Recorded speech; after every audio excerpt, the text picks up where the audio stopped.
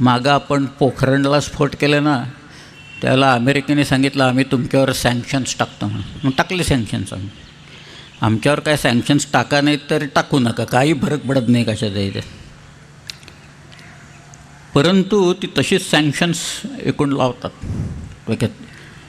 शिवाजी राजांनी मुंबईच्या इंग्रजांना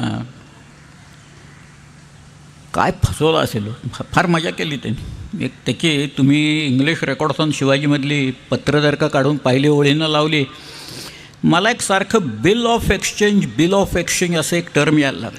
म्हटलं काय बाबा बिल ऑफ एक्सचेंज म्हणजे प्रकार तरी काय आहे,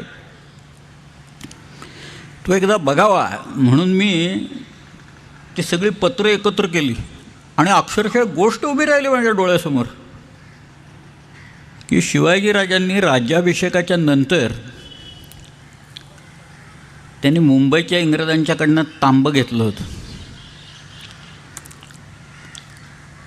आणि ते काय नाणं बिणं पाडायला, भांडी करायला वगैरे लागत असेल. आणि ते म्हणाले आमच्याकडं रायगडावर कॅश पैसे नाही आहेत, कॅश वगैरे काही नाही आहेत, तर तुम्हाला आम्ही एक बिल ऑफ एक्सचेंज देतो, म्हणजे प्रॉमिसरी नोट देतो, एक हुंडी देतो. आणि ती हुंडी कुठली आहे माहिती आहे का? ते म्हणाले गोवळकोंड्याहून आम्हाला खंडणी मिळते, गोवळकोंड्याच्या बादशाहकडनं, कुतुबशहाकडनं.